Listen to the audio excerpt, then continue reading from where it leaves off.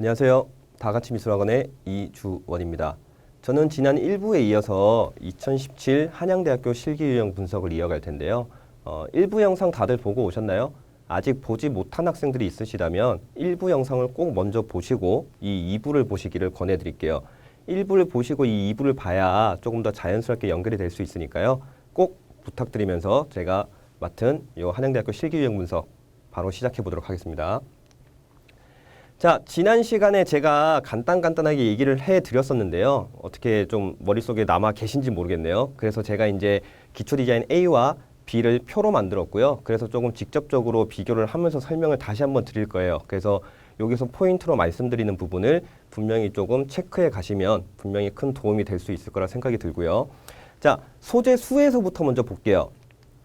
소재 수는 기존의 기초 디자인 A, 그러니까 표현과 응용, 색채와 구성 파트에서는요, 2개씩이 출제가 됐었고요. 그리고 기초 디자인 B로 넘어오면서는 3개로 이제 하나의 소재가 조금 더 늘어났죠.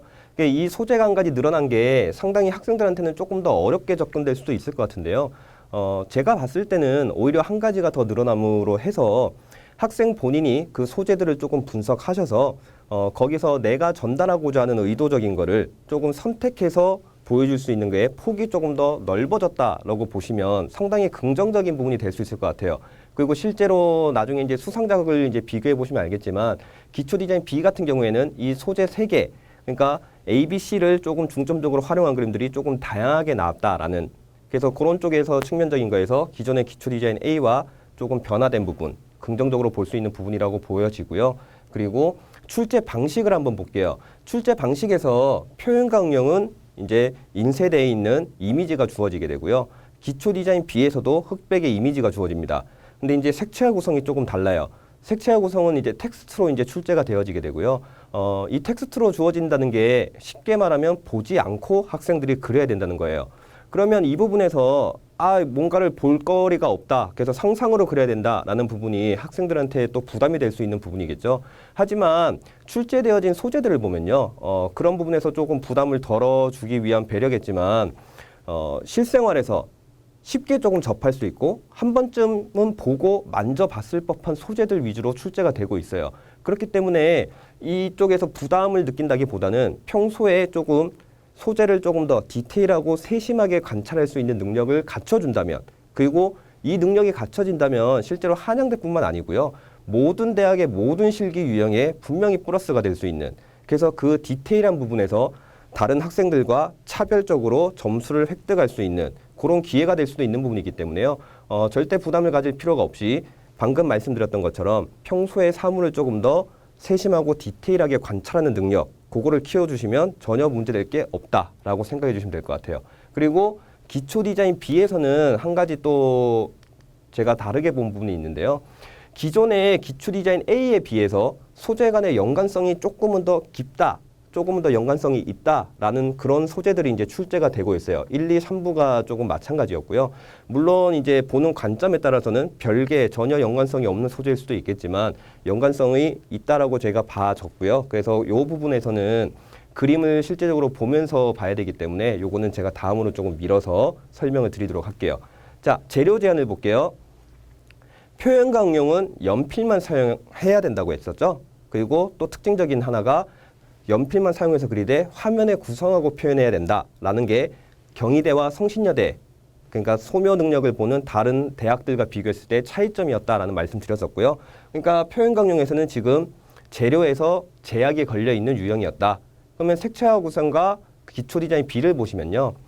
둘 다 똑같은 거는 뭐냐면은 입체 첨가 재료를 제외하고는 다 사용이 가능하다라고 명시되어 있어요.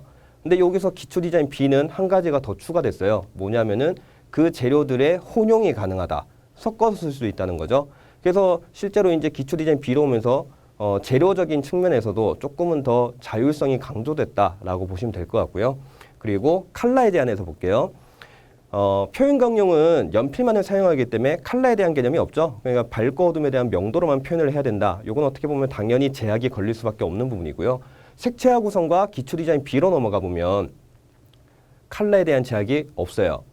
그 이유는 색채와 구성에서는 말씀드렸죠. 소재가 텍스트로 출제가 되어지기 때문에 컬러를 본인이 선택해서 쓸 수 있는 부분이 당연시 되고 있고요. 그리고 기초 디자인 B에서는 3개의 이미지가 출제되지만 흑백 이미지로 출제된다고 말씀드렸었죠. 그렇기 때문에 역시나 소재에서 컬러 선택은 학생들에게 맡겨졌다. 또 다르게 얘기하면은 역시나 좀 자율적이다라는 말이죠. 자, 그러면 표현 방법 보실게요. 자, 표현 강령이 연필로서 이제 표현을 해야 되기 때문에요. 당연히 어느 정도 소묘에 대한 걸로 한정적으로 역시나 제약이 걸려 있겠고요.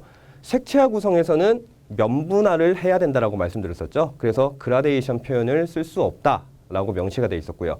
그리고 기초 디자인 B로 넘어오면 A와의 명확한 이제 구분을 짓기 위해서 그라데이션이 가능하다라고 돼 있어요. 근데 일부에서 말씀드렸다시피 그라데이션 표현이 가능하다라고 명시되어 있는 거는 조금 역으로 생각하면은 기존의 면분할을 사용할 수도 있다라고 보시면 좋을 것 같아요. 실제로 이번 수상작에서 보면 이제 기초 디자인 B에서 면분할을 통한 그런 그림들은 없었는데요. 분명히 기존의 기초 디자인 A처럼 면분할을 통한 표현도 가능하다라고 인식을 하시면 조금 더 다른 아이디어를 뽑을 수 있지 않을까 그런 생각이 좀 들고요. 여백 처리에서는 표현 강령 그리고 색채화 구성, 기초 디자인 모두 다 자율적으로 나와 있어요. 물론 이제 표현 강령은 이제 색채화 구성과 같이 병행해서 표현을 해야 되기 때문에 시간적인 여유에서도 실제로 배경을 할 수 있는 여유는 없겠죠. 하지만 색채화 구성과 기초 디자인에서는 배경 여백 처리는 자율로 맡겨져 있다는 거예요.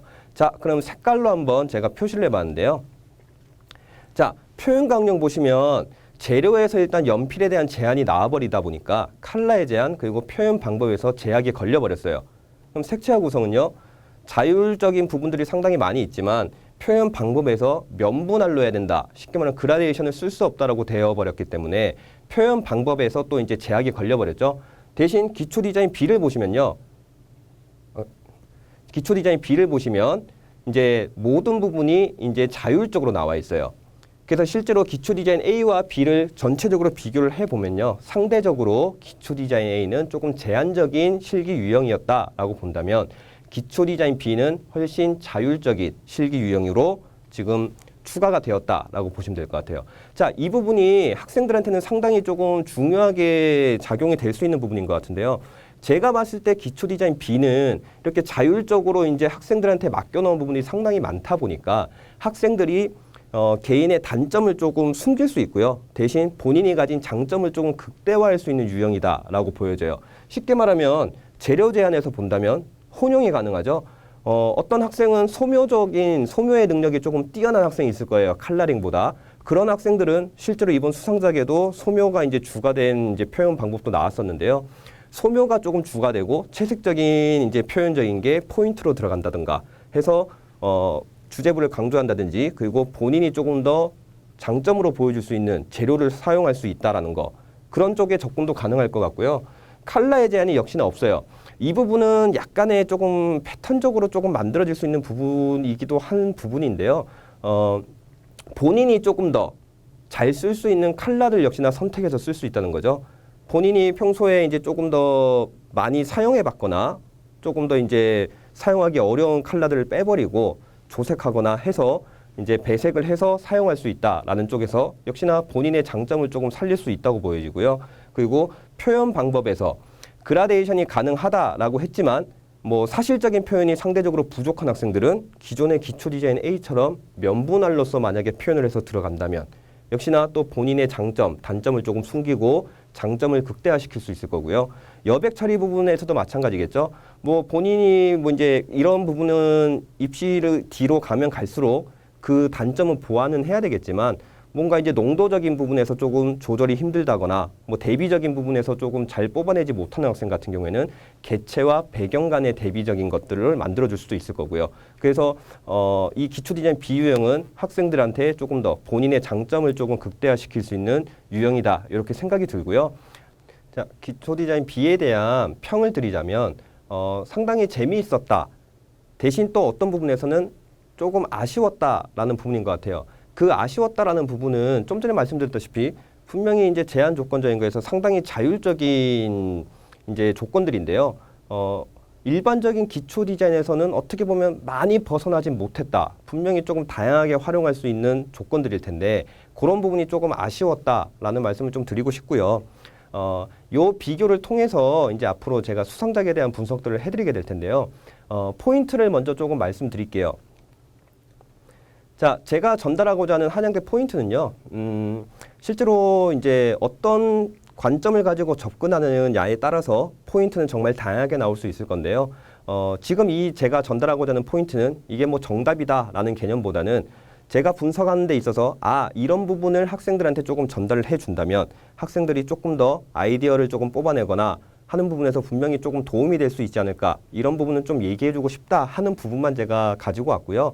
그래서 이런 것들을 잘 참고하셔서 아마 문제풀이에 조금 이제 참고를 해서 진행을 하시면 아무래도 큰 도움이 있지 않을까, 그렇게 생각을 합니다. 자, 그 포인트는요, 첫 번째는 관찰과 연출이에요. 조금 다르게 말씀드리자면 학생의 의도적인 거, 학생의 의도다라는 거라고 말씀을 드리고 싶고요. 그리고 두 번째는 차별화에 관련된 부분이에요. 이 차별화에 대한 부분도 역시나 이제 다음 시간에 이제 그림 분석들을 진행할 때 제가 말씀을 드리게 될 것 같고요. 그리고 한 가지 추가로 조금 더 말씀드리고 싶은 건, 이거는 뭐 이제 포인트라기보다는요, 이제 뭐 한양대뿐만 아니라 모든 대학의 실기 유형에서 분명히 학생들이 조금 더 신중하게 생각을 해야 되고 본인의 아이디어를 조금 돋보이게 할 수 있는 그런 기술적인 부분인데요. 대비에 대한 부분이에요. 그래서 대비에 대한 종류적인 거, 그런 것들을 제가 먼저 말씀을 드리게 될 것 같고요. 그리고 수상작 분석에서 이 대비의 기술적인 거, 그리고 아까 말씀드렸던 학생의 의도, 그러니까 관찰과 연출 부분, 그리고 앞서 보여드렸던 차별화에 대한 부분, 요 부분을 조금 중점적으로 그림들 분석을 해드리게 될 것 같습니다. 그래서 다음 시간에 이런 부분에 대해서 조금 더 깊게 얘기를 나눠보도록 하고요. 오늘은 이렇게 마치도록 하겠습니다. 네, 수고하셨습니다.